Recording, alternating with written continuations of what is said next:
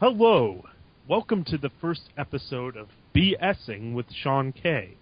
I'm your host, Sean K, or Sean Canese. Just thought Sean K would have a better ring to it for the title of the show. And my first guest is someone I've known since high school, Alex Warowski. And hello. He works now in animation. That's true. And with a company, Animated Storyboards.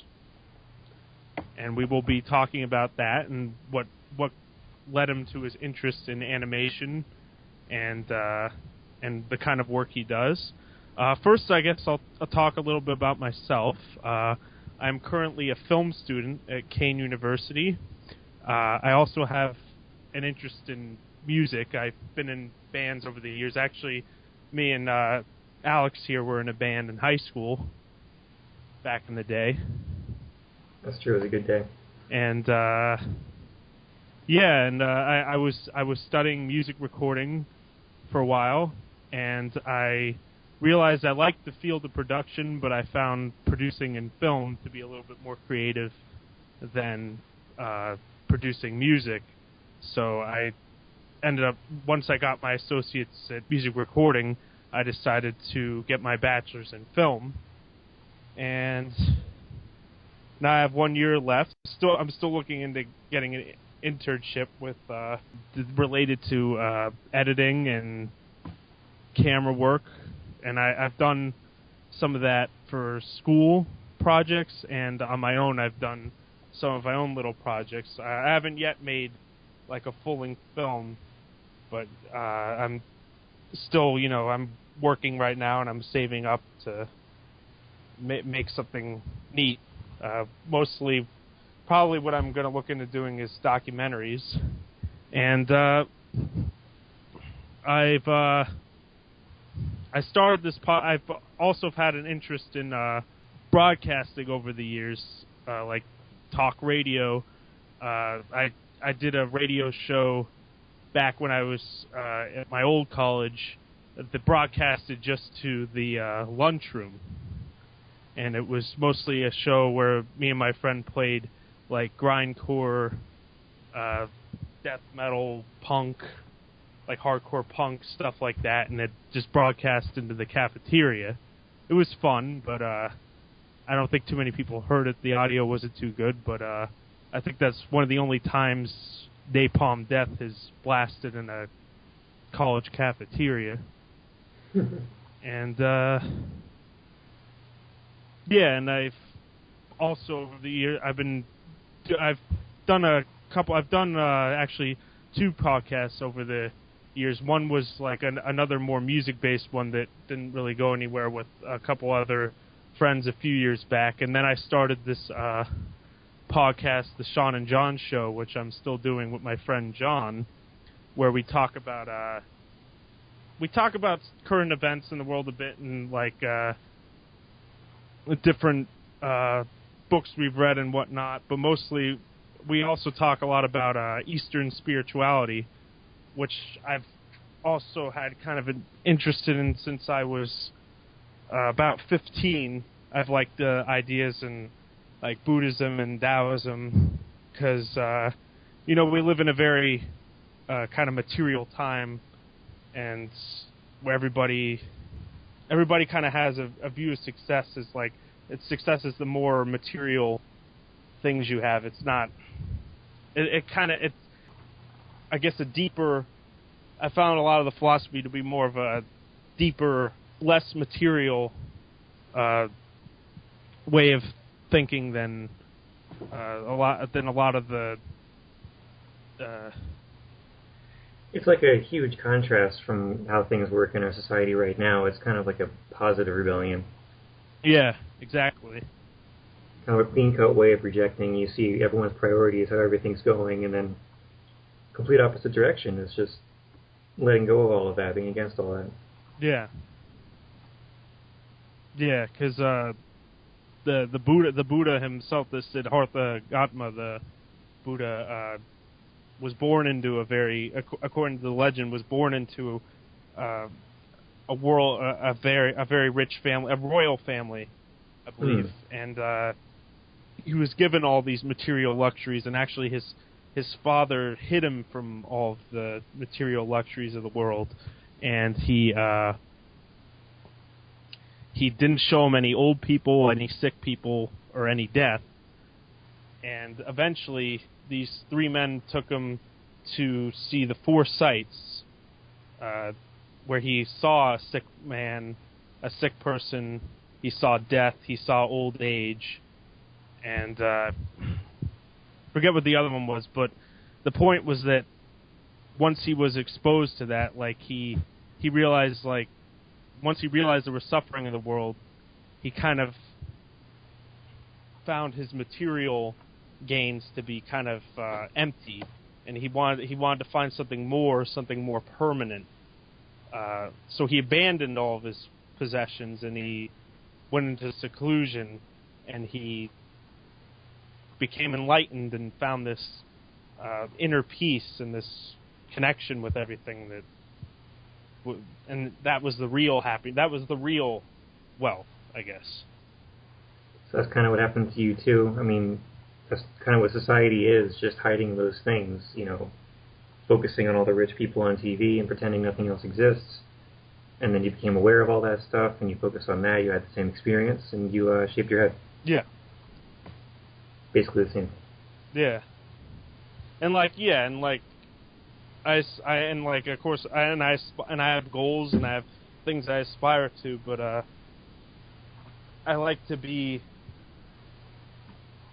I would like what I do in my life to be something a little more selfless, I guess. Like, I'd want to give something back to the world a bit. You know what I mean?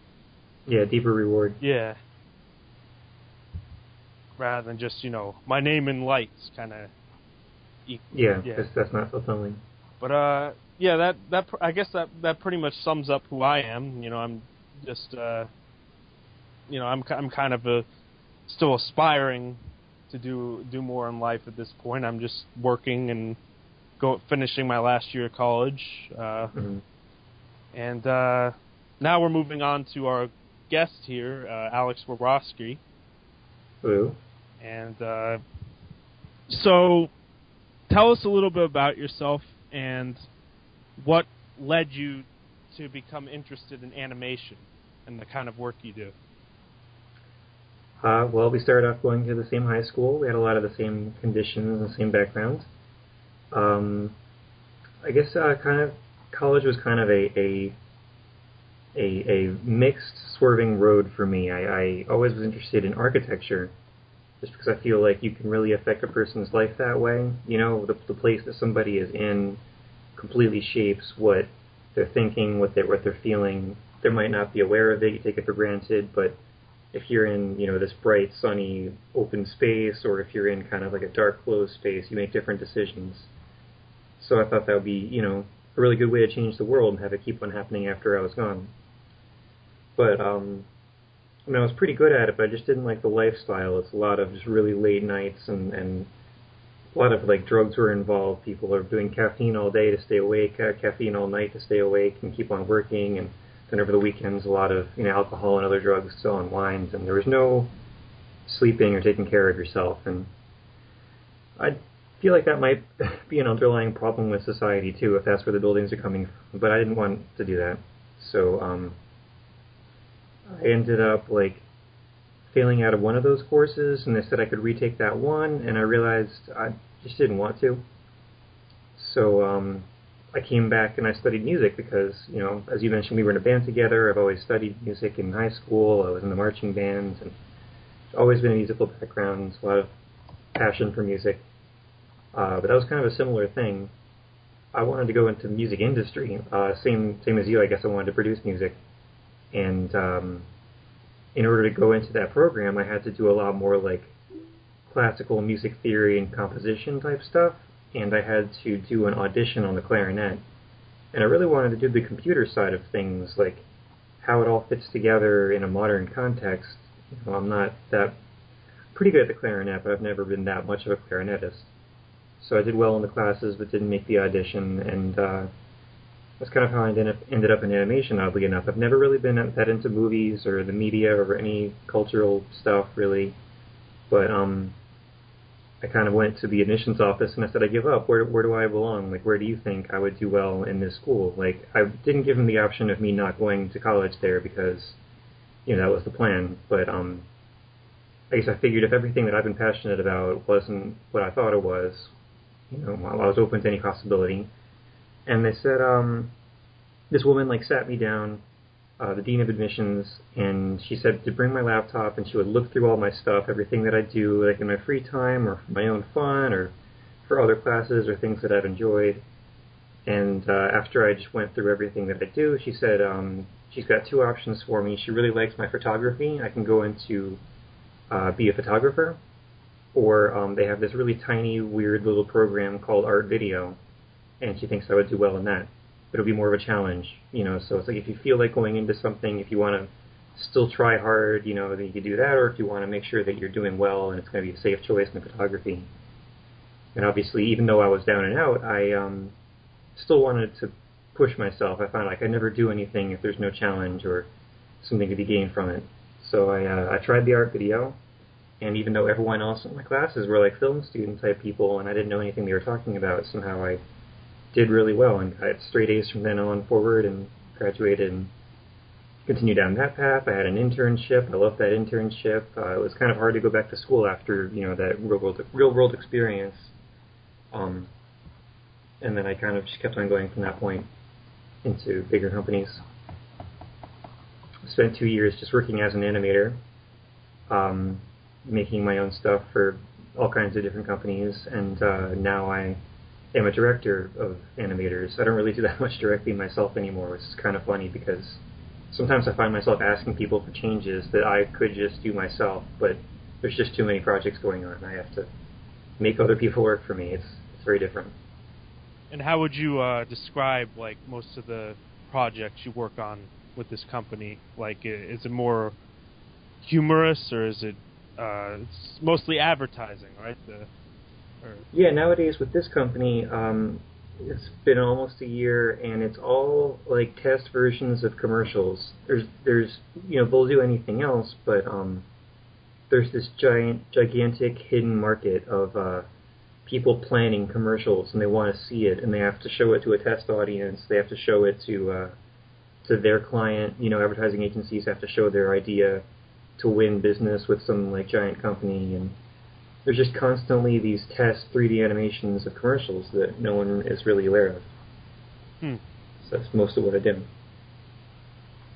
So you had I remember you once told me a kind of a funny story of how you actually got the job there. That there was actually the wrong person came in or something, or yeah. Well, that's how I got started with all of this. I was in college. I had just gotten into this new major, and there wasn't that much going into it. And I figured, this is about the time I should be getting an internship, even though I'm still settling into this major. And there was a newsletter within the college, and they posted, here's an internship that you guys can apply to. And I applied to it, and I applied to a lot of other things, but no one ever called me back. So I didn't have anything on my resume. It's hard for a student to get started, because what can you talk about? You're a student.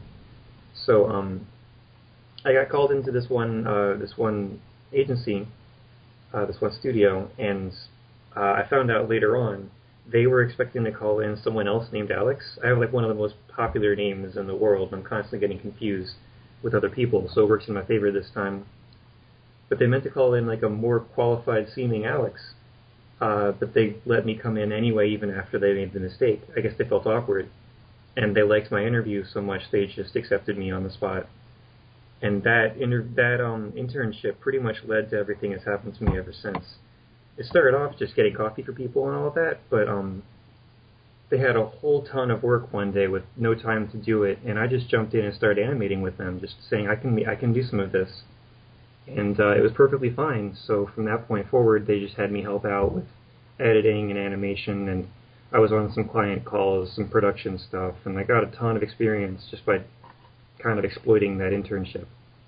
And then after I graduated, they called me back to be just an animator there, but they weren't doing as well as when I had an internship, so it wasn't constant work, it wasn't all that much, but I made a contact there who was doing a huge senior film project in school, and he kept on doing it for about 2 or 3 years after he graduated, and I did some free effects for him, and then he recommended me to do the job that I'm at now. Yeah, that's usually how it goes. I think in the field of film too, or even music producing. You just start at the bottom, I guess. Fetching the coffee and whatnot, and then you just kind of move your way from there. Yeah, it's like halfway between working your way up and coincidence and random chance too. And doing it on your own. Yeah, you could just make your own work and people will notice it and then join you too. I think it's a combination of opportunity, hard work, and then ambition. Sometimes you just decide that you're worth a lot more than anyone else expects, and then people believe you.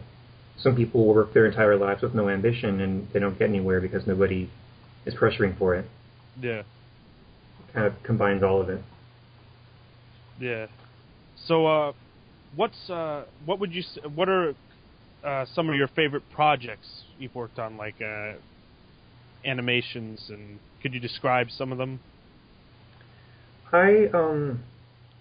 Oddly enough, my favorite work was before I worked here, when I was just an animator for these tiny companies. They couldn't, their options were limited, and whenever I could do something that was usually a lot more expensive, they would have had to call somebody in. That was a good feeling. Something out of the range of that small company that I could just do because I screwed around with it in high school and kind of got good at it and didn't realize it was worth anything. So I used to make all of these crazy, like, flashy infographic, motion graphic stuff, and people would get excited about that. But then I was truly excited when, for instance, they would, like, get the CEO of some company, and it was, like, a huge deal to try to get them and a lot of hassle. And then they found out later on there was some small mistake in it, like there was like a microphone visible, or there was like a wart or like a bead of sweat on his forehead the entire time, or someone like didn't have proper makeup on for the interview and the client's not happy with how she looks. All these stupid little things that can go wrong when otherwise this huge shoot was properly planned. I had to go in and like fix those things afterwards. So I got a huge rush out of just that problem solving. Like, this has to be fixed. We have no idea how it's going to be done. Can you just look at it? And then I would have no idea how I'm going to do it, but just try a bunch of stuff, and eventually they would say, yeah, that works, that's good, that's pretty much going to do it. Yeah. There's boring things like removing dandruff and covering warts, but like I really liked it. Yeah. That's kind of similar to what I've liked about editing. Like, something could seem just like, I don't know, it could seem, I guess, like it's all like messed up or just like boring and bland, but you go in there and you add your little touches to it, and you piece certain things together, it can become something really cool, like. Yeah, it's an amazing feeling. Just those little moments, you just have this long, boring thing, and you don't know what to do with it, and then you realize that maybe you show this one thing while someone's talking, or you change the order that the story's told, or just skip through it faster, and all of a sudden it's really exciting. And it's hard to tell people, like, I'm really excited because I did this one thing, and it just sounds like, oh, well, that's just a regular, they don't even understand. Now, what was that one project I saw you had where it was you, and you looked kind of like you were one of the Sims, or... Was that, like, illustration thing? Yeah. Yeah, that was for this company. It was... Some of our projects are just traditional 2D animation, and just to speed things along, because all the deadlines are so tight, we'll just do a photo shoot. Just like take regular people and act out whatever the spot is, one person at a time, but illustrate it so that you can change things later on, because that's a lot of what the work is. They want to see something and then say, now what if that person was blonde or whatever? So if it's already an illustrated version, you can change that stuff instead of with photos. So we had this really quick spot, not that much time to call people in. Usually we hire like actors or models or whatever, but they had this character that just needed to be like a goofy teenager. And I was first starting off at the company, and they were like, oh, you could be that teenager. And I was like, come on, guys, I don't want to be a goofy teenager. I'd like to think that I'm a dashing adult male man guy. But no, I was a teenager in that spot. So yeah, they illustrated me going through the motions and made a test animation spot of me trying to dunk in the driveway, and I accidentally pull over the hoop and it lands on a car and crushes it. And that actually got made into a real commercial that's on TV. Oh, cool. Which company is this for? Has this been played a lot of places, or? Yeah, that was for Liberty Mutual, car insurance, and it's funny, I don't really watch TV or know anything about commercials, which is weird for me to work with commercials. But I was just paying at the diner, paying the check. I took my mom out to dinner, and I was in the middle of the sentence, like, yeah, I'll leave tip on. Oh my God, that was me! Look over at the TV, like, they made my commercial. And then I had to like do the whole explanation of like, well, it was a test version, and I was a photo, and they illustrated it, and then they changed it around a little bit. Just sometimes it hits me, like I'm walking through the mall, and then I walk under a TV and say, I think I made the Spanish version of this commercial. I don't even like see these things on TV. Oh, yeah, cool. I forget that they exist sometimes. And then you get like you get like an extra cut or anything, if like an extra, I don't know, an extra pay or whatever if they do air it, or? No, we get paid regardless. It's more just the time that we put into it. If it's a super rushed project, they need like emergency test animations, whatever that is. Sometimes they'll have us post over the weekend. I was actually working right before this, and I get paid for weekend work, I guess, but otherwise it's just work. Now, you've had some famous people come in, or have you met like actors and different? Usually we don't have to. We have like a 3D animation model made out of like the actor who played Mr. Miyagi and like Bradley Cooper and stuff. And, we can make those models off of photographs because they're so well photographed. There's pictures of them at every angle, and just apply them to anything. Like if we're making a commercial for some place in China, they don't know who Bradley Cooper is, and we can just throw him in there, and he's just a white guy. Who cares? So mostly they call in, kind of local actors and actresses or models, but nobody too famous. Yeah, who knows? Maybe I'll, because I've been applying for different acting parts online actually, because I'm actually looking to acting a bit myself. So maybe I'll get called into one of them. Who knows? Yeah, maybe it could be an illustrated model. Yeah. They don't, the only time that they capture acting really. It's weird, it's so piecemeal. You see a person doing something in the video, but it's actually like there's a guy in a motion capture suit who does the movements, and then they hand animate the expressions based on reference videos that I take, so it's kind of my expressions. And then like the person's likeness of somebody who we scanned like a year ago who's not, doesn't even know what we're using their likeness for. So it's like one person is kind of a Frankenstein of like a bunch of other souls. Actually, there was, what's her name?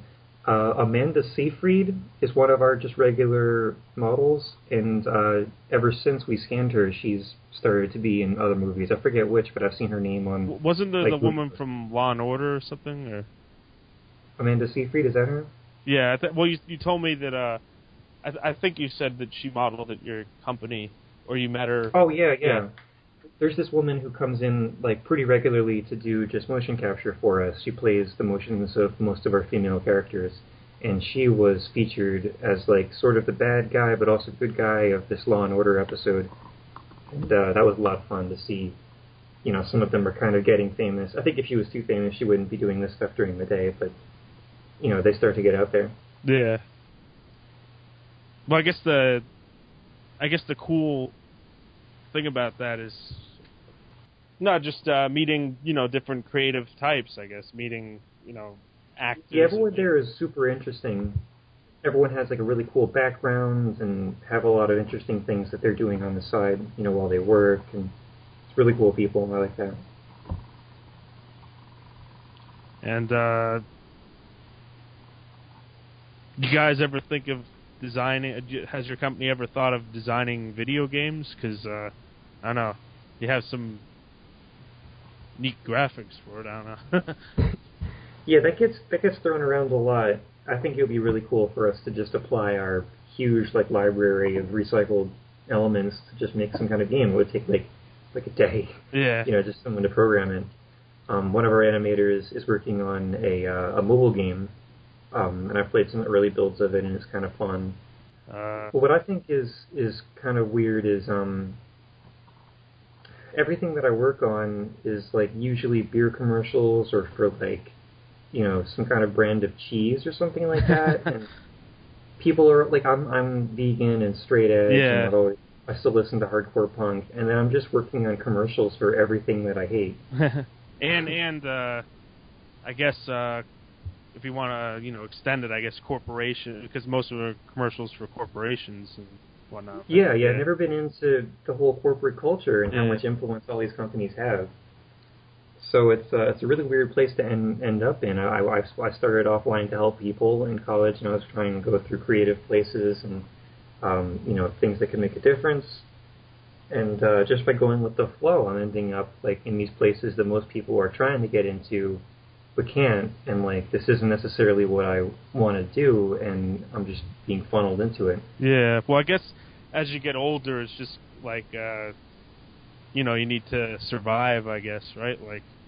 Yeah, I've got like so many financial pressures that I just need. I've been focusing mostly on staying afloat and what can make me the most money. And I'm not making a lot of money anyway, but now I've got kind of 2 houses and supporting my mom and all of that. But I guess the other side of that is I did. Usually when people want to help other people, they'll kind of just dedicate their life to it, donate all their time. But it's not that much to donate. They don't have that much going on to offer and to help. And I've always kind of wanted to build myself up to have something to offer, and then just hope that I still have the integrity later on to know what to do with it. Like I feel like if I've worked on these commercials and know how things work and have all that to offer, once I don't have once I'm okay with money, I can maybe go back and use that for somebody who could really use that kind of stuff. Like I first became vegan when I went to this farm animal sanctuary, this like little place that will just rescue animals that were in factory farms their whole lives, and would have been put to death, and then they just take them and give them a place to live and give tours and have events and stuff like that, and it's just this little place, and I feel like maybe they could use some like high-end marketing, some like actual people from the industry to make it a more viable, legitimate thing, a bigger deal. I might go back and if I could use that kind of money, then offer it to something that could use it.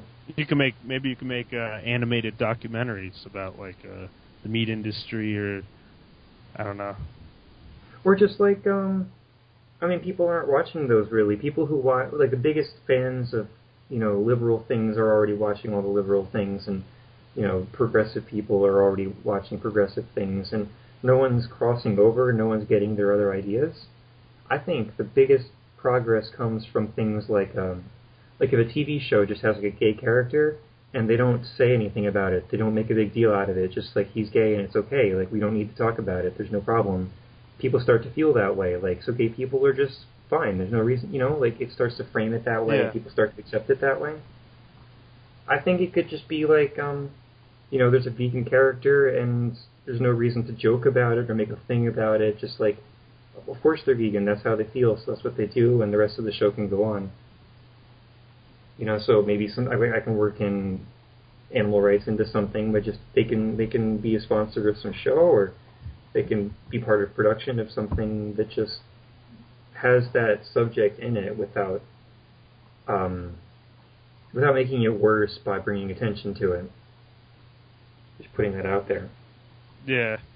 Now, was it hard when you first started becoming vegan? Was it hard to adapt to that diet? Because I know that sometimes, if you don't take supplements and whatnot, it can be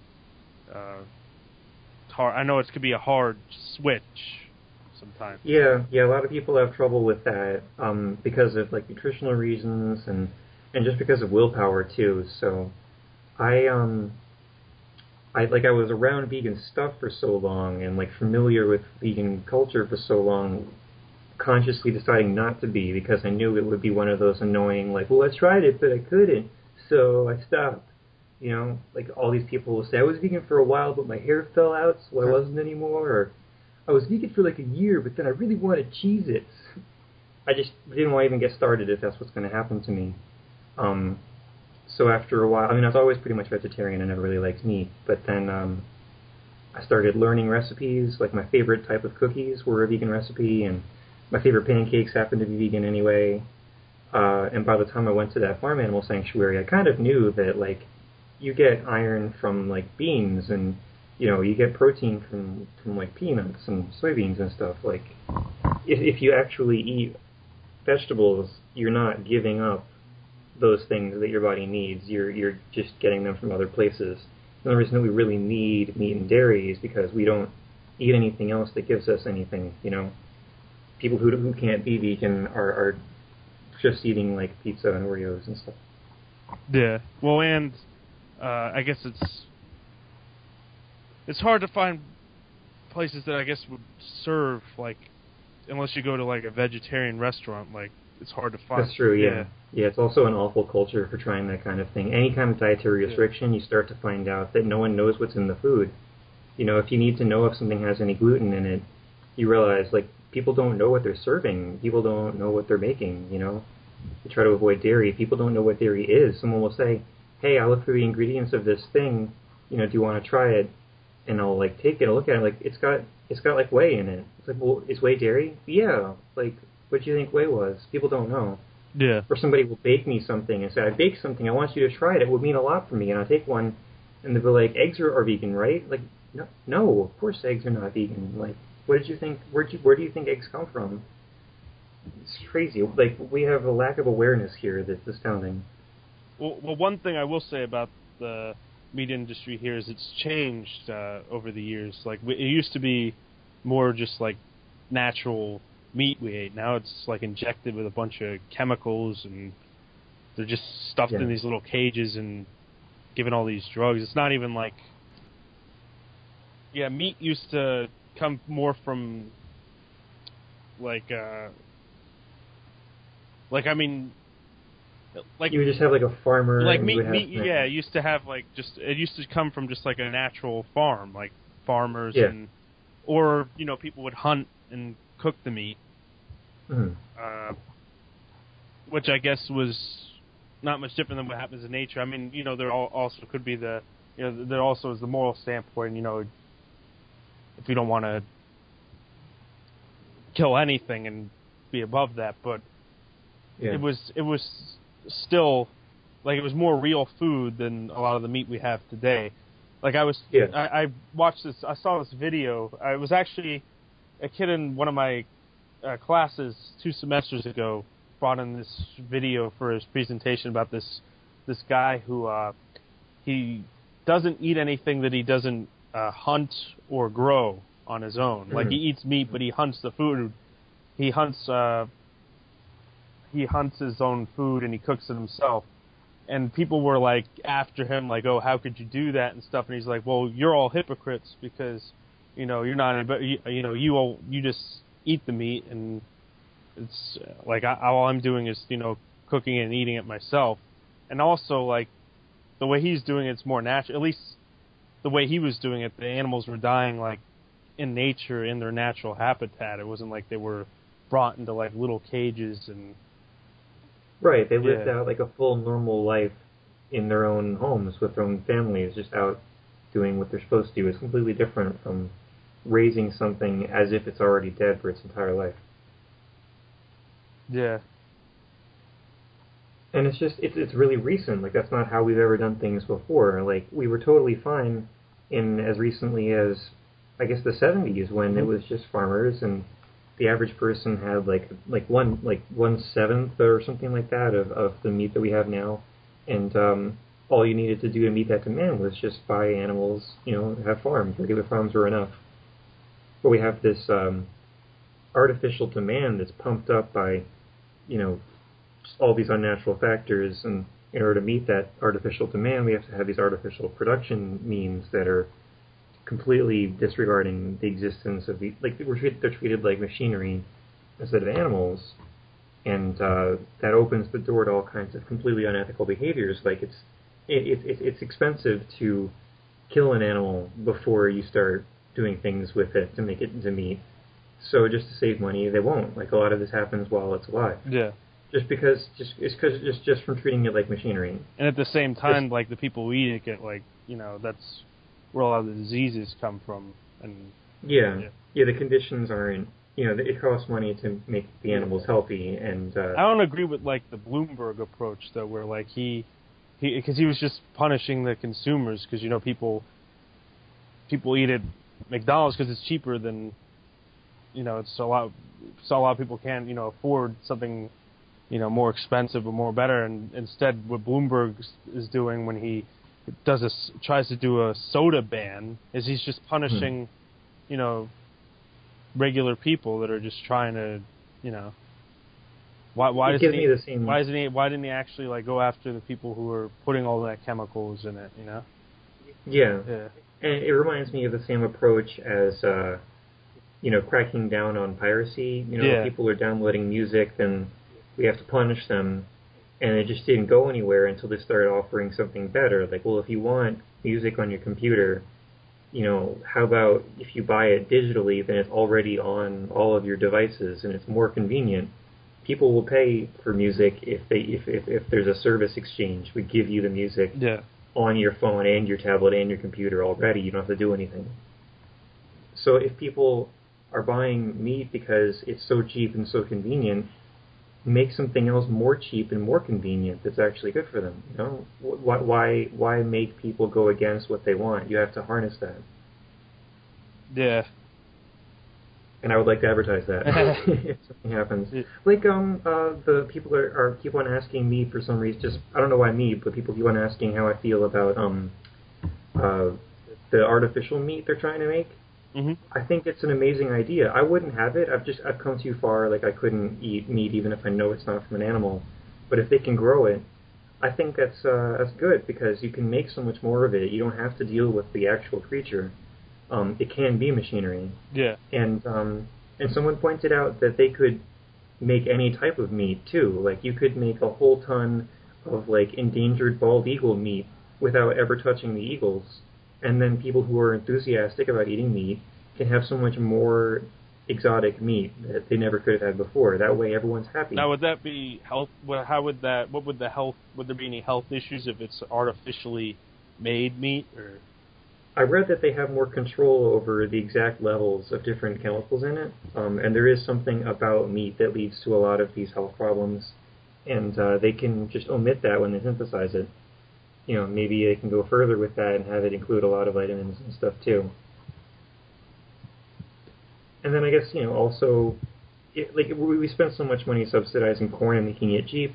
With how cheap and available corn is, we could just focus that on, I don't know, spinach or like regular vegetables, and they could be affordable too. Just make people want and be able to have better food. Yeah. And we were talking before about like a raw approach. I guess sometimes people are turned off to like vegetarianism or veganism because I guess some people are kind of like, oh, if you're not, there's those certain types of like if you're not this way, if you're not a vegan, if you're not, a vegetarian, you're just a, you're a cruel like I saw this one post that said. On this one animal rights page, I think it was, and they said, what did they say? Look at this horse and this dog living in harmony, and they were like, that this is how all animals live, and vegans are like that. Everybody should be like that, but the rest are self-serving, evil cowards and have no regard for life. Like how is that gonna convince anyone? That's just gonna turn people off to it that aren't if you come convincing someone like a judgmental standpoint. I guess it's like when sometimes if somebody has like there's certain people that have a strong belief about something, then I guess it's kind of like what fundamentalists do. I guess right like. Yeah, I think people lose perspective of the role that's played by how they act, like what they seem like. When someone's saying you should be vegan, you're drawing attention to, well, I'm a vegan, so look at how I'm being. And And that's that just part going of to, the in argument fact, is turn the weaker. person off to it. Rather than Yeah, it's like... rather than if, the person was like, I'm a, like, kind of, they're a vegan and that's what they do, and they're not shoving it down anybody else's throat, then other people might say, that's kind of neat. They'd have the option to be able to see for themselves if they like what that person's doing. And in the end, it's everyone's decision. It's going to be for their own reasons, in their own way, for their own, their own goals. And you can't predict that for everybody else and say you should be vegan for this reason and for that reason, when there's another reason that you don't care about that would convince them. And no one's ever been convinced by being shouted at. Mm-hmm. It'd be kind of a funny, like, sketch comedy thing to have somebody who was, like, well, when did you become vegan? Well, someone was just, like, screaming at me one day and said I was a terrible person. And I thought, you know what? I want to be like that. It's just, that's never how anything works. And I don't know why everyone does it. Every political affiliation, every group, every lifestyle is constantly just, like, giving the worst impression of themselves as their strategy to spread it. And the more passionate they feel, the worse they present themselves. Yeah. Well, that's kind of like how SSD took the straight edge movement when Minor Threat kind of started. Is like that was his beliefs. Yeah. And if that's what he believes, and he's not preaching, but he's expressing it, and people that already feel that way can kind of identify with it. But then SSD turned it into like knocking beers out of people's hands at shows and kind of forcing their beliefs on people. Yeah, and that just makes them want it more. If somebody said, this is what I do and this is how I feel about it, this is why I like it, and it's me, people can take it or leave it, and some people might agree. But if somebody was thinking about it and then you break something they paid for, you're just making yourself the enemy. You're acting like an aggressor. Yeah. It's ridiculous. Every single viewpoint you could express has been ruined by somebody who just didn't realize they were representing it. No one treats themselves as an ambassador or has any self-awareness. Yeah. Because everyone who eats meat, you always see this image of like a happy farmer who's just, living the simple life, and all his animals are in the sunshine, and, I like to make meat, and meat's delicious and happy, and you should be happy by having it too. And then there's somebody in the corner screaming at you for eating meat. Like, why would you go in that direction? Yeah. Because the way would be to, like, show them, it's not all like that, or I don't know, be more positive about it, I guess is what you're saying, right? Like, yeah, well, I just try to leave people alone. I mean, I'm doing my part, and people ask me questions, and I answer them, but...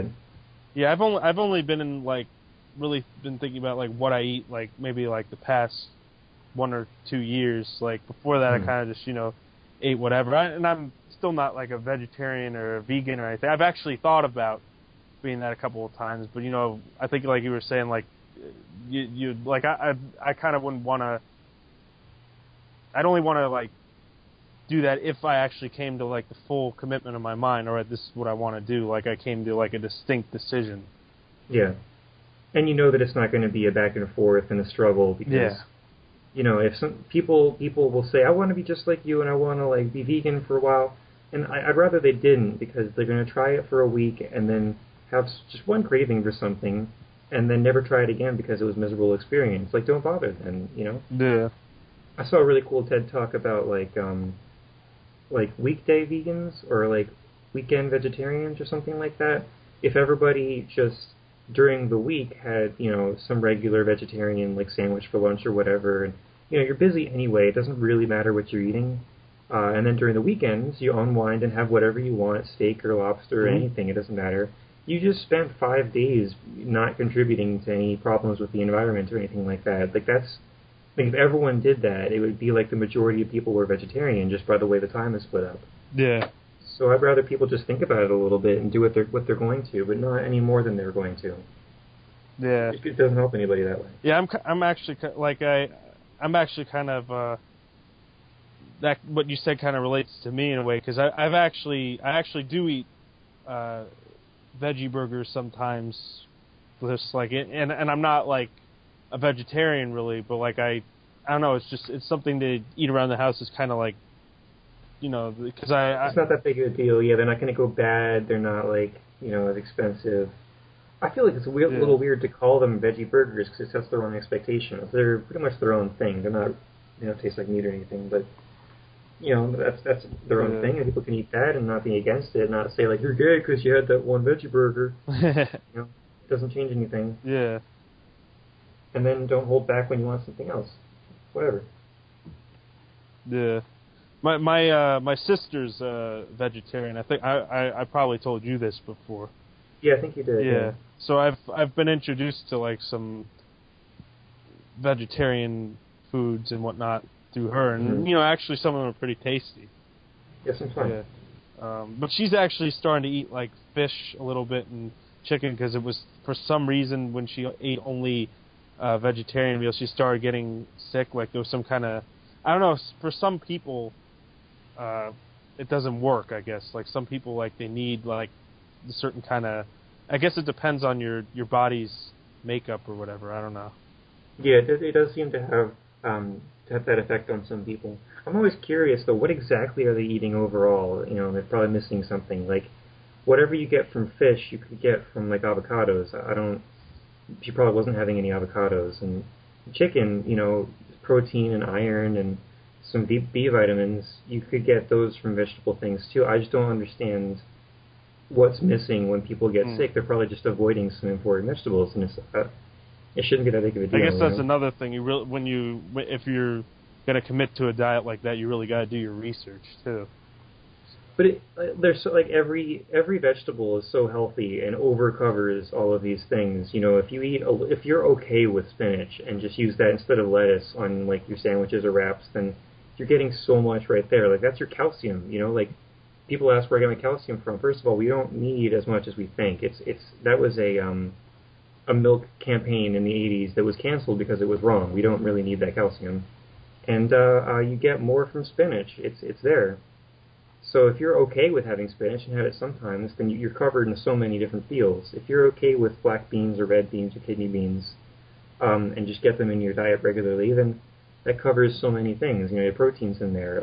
It's just, I feel like these people just aren't having, there's people who won't eat anything that's green. I work with somebody like that. It's like, well, you're not going to live very long. You have to eat things that are green sometimes. What do you mean you can't avoid your colors in food? That's not gonna work out. Yeah. That's not like she eats meat. Like you can't even eat meat and still avoid things that are green. You need that from something. So, I guess I'm always skeptical about those stories. But there's nothing I can really say. I don't know. So if it didn't work, it didn't work. Whatever. I'm curious. Yeah. This conversation actually made me think of two things. It made me think of an Immortal Technique song. Oh, he's awesome. I actually saw him recently. Yeah, he said, because he was saying, like, he was kind of, we were talking about, like, the people, the vegetarians that are kind of, like, forceful with their beliefs. Yeah. He wrote a song where he was kind of, like, pissed at those types, because, he's very left-wing and outspoken politically, but he eats meat. So right. in his song, he was kind of like, I forget, he said something like, vegetarianism is a dietary choice. You can't be forcing this on other people. He's like, I like steak and broccoli. And he goes, you all too skinny. You got to eat. But he only said that because, he was responding to people that were bashing him. So he was kind of bashing them back. But. Right, yeah. The weird thing about him is, like, he'll go so far in his responses that he starts to become the aggressor in other ways. Yeah. Like but when he's interviewed, he's very laid back and he's just kind of angry in his songs, but yeah, I think it's a product of like his backgrounds. Like he came up through like rap battles and a lot of insulting people. Oh yeah, is part of what he does. So like in the process of standing up in certain issues, trying to set a positive example, he'll end up saying a lot of like homophobic things, and then he doesn't really mean those either. And he'll in an interview say like, oh, I didn't realize that I was saying these things that were actually hurting other people, and that's not what I meant by it. And, yeah. Well, he's still he's nowhere near like the more mainstream rapper. I mean, he's popular, but he's still like underground, I guess, to a degree. Mm-hmm. Yeah. But he's one of the more real rappers of today. That talk about stuff that matters. Like there used to be more rap like that. Like I mean, there's still a lot of rap like that, but it's mostly underground. But I'm saying, like, rap like that used to be what was popular, you know, like Public Enemy and... Oh, yeah, if you go that far back, yeah. that used to be what it was. That used to be what rap was about. Then it kind of just became a product of everything it was speaking against.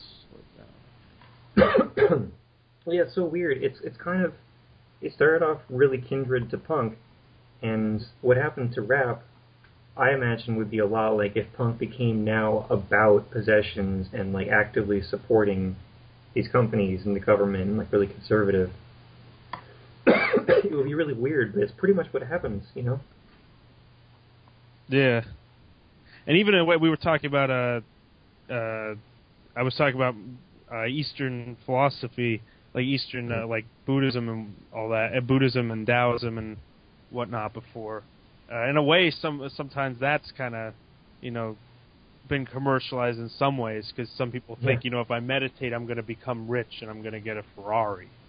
Yeah, like, and a lot of people do yoga all the time just so that they can look better. You know, people with, like, fashionable yoga, and they'll, like, stores of yoga fashion clothes, and it's, like, the trendy thing to do if you're, like, a wealthy urban woman who, you know, wants to have a luxurious, fancy, exotic thing to do after work, and completely, I mean, nothing to do with just giving things up. How to deal with the stress when she brings her kids to soccer practice out. Yeah. Yeah, and it becomes one of those excesses that you bring into your life instead of the opposite of that, trying to clear away all of those distractions. Yeah. It's so weird. Yeah, I hadn't thought about that, but that's exactly what happens to yoga and meditation. And I guess punk and metal and all that kind of goes without saying what happened to that. So. Well, there is and was pop punk, but it's always had that more rebellious thing going on with it. It's always been about rebelling. It's just it got lame, but not completely self-defeating, you know? Like Blink-182 was the worst punk I can probably think of, and it was still rebelling against authority in the sense of, like, knowing what you're doing, and it became about being irresponsible without any political meaning or philosophical meaning or anything, but just general lame rebellion. And then about petty things like rebelling that, like, my parents ground me, but I'm gonna go out anyway. Kind of. Like I'm rebelling. I'm such a cool. Yeah, it became like intellectual. Yeah, but it's still the same feeling. They just got stupid. But with rap, it was like pursuing the opposite of its original goals. You know, like if Blink-182 was like, I want to find a company that I want to, like, sell out to. I mean, that's what they did. But, like, if they were singing songs about trying to get money and shoot people and, like, you know, not have any values, which isn't quite what they did either. It was just also they're kind of like it kind of like lost all of its, like, rawness, and, like, it can be played anywhere, you know, like anybody can just dance and go like Blink-182, like I don't know, I can't even really count Blink-182 as punk, you know. I know, but I'm just using them as an example of everything that went wrong with punk, and the worst that it went from 100 to 0, but rap went to negative 100. You know, like, the worst that punk could do is be nothing, but the worst that rap could do is be the worst, you know, the opposite. Oh, yeah. It doesn't cancel it out, it just stops contributing. You're talking about, like, lyrically, rap contradicts itself, and punk just got stupid. Now it just talks about stupid. Like, the popular stuff that's called punk just talks about stuff that's, like, stupid and... Yeah, like pop punk is just not punk, but then pop rap is the opposite of rap. You know, it's much further. Yeah.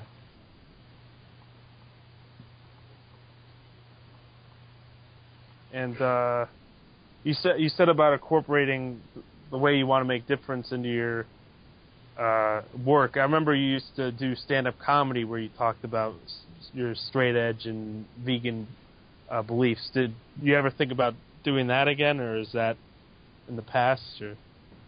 I think it would be nice to get more into that. I'm just, you know, all entry-level jobs kind of consume you because they want to get as much as they can from you, and you don't want to get fired and all of that. So I spend way too much time with work right now, but it was easier in college when it was just, we have this, like, open comedy night and people should do it, and then you just try it out and get popular and people start asking you back. But I guess in the real world, then you don't just go into like a comedy club and say I want to work here. It's more of a commitment and a career. You have to make sure that you can be there. I'm never really sure where I'm going to be. Most comedians say that like even the greats like George Carlin and Bill Hicks. I don't remember Bill Hicks actually talking about getting booed, but I know a lot of them like they get booed off like the first 10 or 20 times they go on, but they keep doing it and they keep working on their material and memorizing it and yeah, that makes sense. But I mean, like a lifestyle flexibility of like before I got this job, I was doing freelance work where I would work super super hard, like 24 hours a day for 2 weeks, and then I would have like 1 week or 3 weeks where I didn't have to do anything, and I would take bike trips and just be outside, and just focus. So you just wish you had that kind of time to do something. Yeah, if I had that kind of flexibility and I knew I didn't have a project going on right now, then I could, do a whole bunch of shows and just try, Yeah. But I'm pretty much busy all the time now. It's hard to do anything. And how did we talked about how you came to your vegan beliefs? How did your straight edge beliefs come to?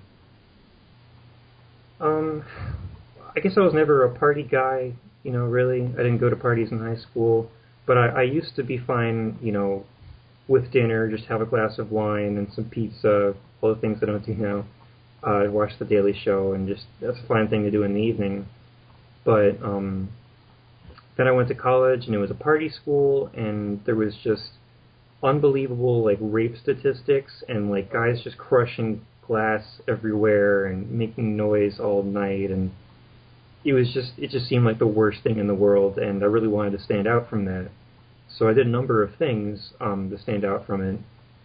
It was just ironic that the way to become a rebel in college for me was I dyed my hair blue, obviously, and became the president of the Catholic Center Pastoral Council, just to like as a very holy middle finger to everybody on campus.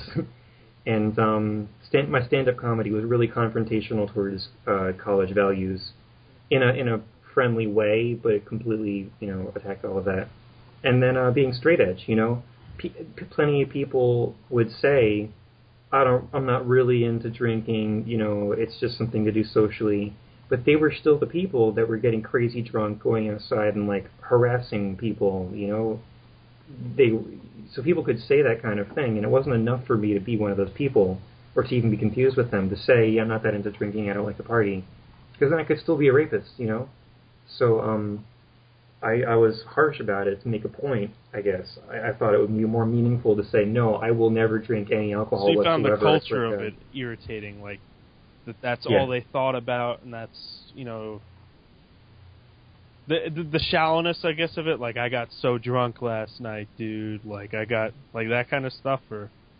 Yeah, I guess on one hand, it was frustrating that there was nothing else in life for these people, that if you don't drink, there's just nothing. If I say that I don't drink, then they say, well, what do you do? It's like, well, what do? You don't do anything besides drink? Or like, you don't... Sometimes people do that with sports, too. But there's like a whole... you don't watch sports. Well, what do you do? Yeah, it's like, what, you never heard of, music or anything? Or playing? Yeah, you're not into anything besides sports? Yeah.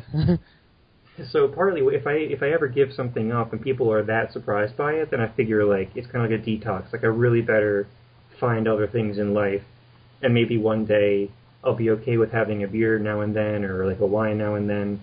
Wine's not vegan, but I guess a beer here and there, and I'll have other things in life that make it kind of okay, if it's not the only thing that I do with my entire life. So I guess I just wanted to make sure that my life had more to it than just going along with all the college students, but I was also offended by their behavior. It just seemed like the kind of person I didn't want to be. It's not the same after college. I'm always around, guys in their 30s who are obviously not, frat guys. There's a huge difference. So I'm not really as against it anymore. I just never started drinking again because, I've come this far. It just would seem wrong. But that's what I was responding to originally. Yeah. And I think it was probably different in Syracuse than Keene. I mean, it was all fraternities. And well, also, I don't. You also were dorming. I commute. I'm kind of. I don't think I'd want to dorm at this point because I'd be in with a bunch of like 18-year-olds and 19-year-olds and Yeah, it's hard to really. yeah, it would feel more like a step backwards than a step forwards, you know. Yeah. And to me, like, you know, I'll eventually, you know, when I get done with college, I'll work full time and I'll look for some kind of job maybe that's, you know, for a while I'll probably work full time at my job now, which is, you know, Panera just to save up some money, and you know, I'll find some kind of job hopefully find some kind of job that's more what I want to do, like in editing and production, and I'll save up and maybe find some people to split a place with. I guess would be the best way. It's kind of hard to. I mean, I guess if I really saved, I could just get a place on my own, but you know, I'd rather wait to do that than just dorm. I would feel like it would be more of a step backwards to dorm. That makes sense. I can see that. Like it's one of those things that like people think is essential for happiness in life. You're like, you have to have your years where you're dorming at college, and it's like another thing. Like, you know, you have to, I don't know, go to prom. Like there's all these experiences that people think they need in their lives that necessarily aren't that essential. I don't know. Yeah, maybe essential to them, but no one's aware of other people, really. You know, no one's thinking about the person they're talking to when they say that kind of thing. Yeah. Like, I don't know if, you know, I don't know if you went to prom or not, but if you did not, I wouldn't say that you would be a different person if you went to prom. It doesn't seem that relevant. Yeah, I think the thing about dorming is just the mix between people, you know, just to be exposed to all kinds of people, just get mixed around. And yeah. Yeah. It is good to just meet a bunch of different people, and it's a rare experience in that everyone's kind of in the same place. True. So, like what you were saying, if you're not really in the same place in life as everyone else you could be with, it wouldn't have that advantage anymore. Yeah. But the idea that you're all 17 starting this it's new better thing, when you're younger, I guess. Like, yeah. But though there is an upperclassman house, but I don't know. That might be like interesting people who have gone through the same things. And it is a commuter school. It's not like you're joining the dorms of a dorm school where everyone, you know, where you're just an outsider of some kind of thing that's going on. Yeah. It's just more about like just meeting people who are into the same things, who are the same age and have the same, you know, similar experiences. Who knows? I experiences. could have been just stuck with a bunch of dude bro frat boys, like, hey man, let's get some bitches drunk, like, and all that. You know. And that's why I became straight edge. Yeah. But actually, I had a lot of luck. My first dorm was there was 4 of us.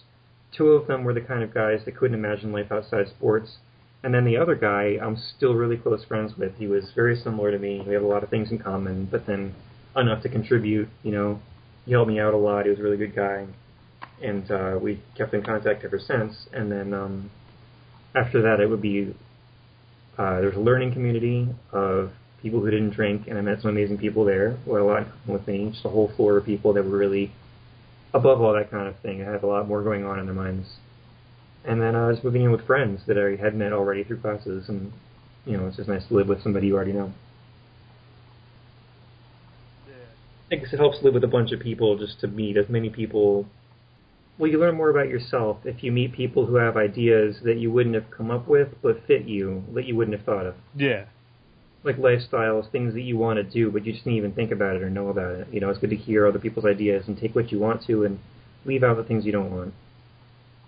It's just a healthy circulation to put together the pieces of yourself, really. Yeah. I think the worst thing that could happen from dorming late is just being bored, you know, but there's still stuff to be gained. Well, yeah, I guess I'm just trying to make sure I graduate in this year. You know, if I dorm, maybe I'd get caught up with too many other things, you know. Yeah. So have we covered most about your work in your company, or should... I feel like that's pretty much me. Work a lot, advertisements, East City Motion Graphics. Do you want to, like, plug your company or your... I mean, they mostly work with advertising agencies and they're kind of set.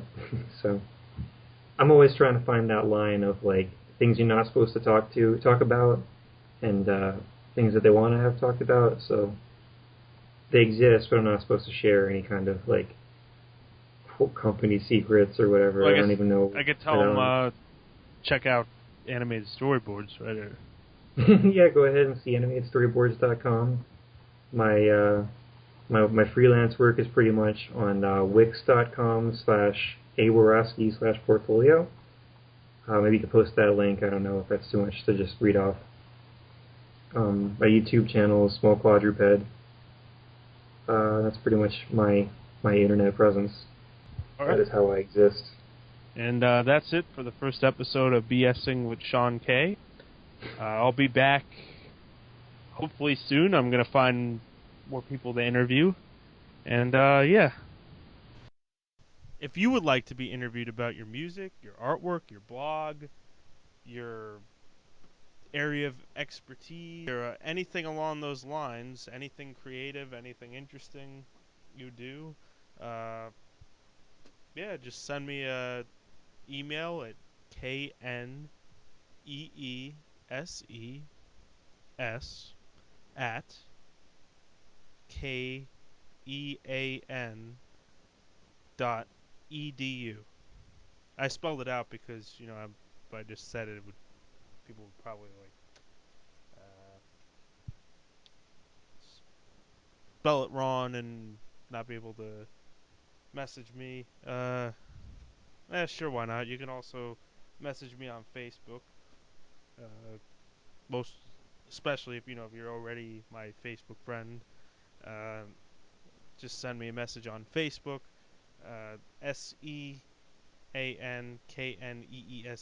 And again, I spelled it because I don't want you to think it's like SHAWN or NEESE. Anyway, yeah, I enjoyed my interview with my friend Alex Warwoski and talking about his animation work as well as his straight edge and vegan beliefs and how his moral conflict with working in an advertising company or a company that works with advertising and his kind of left wing punk politics and how that the moral conflict with that was interesting.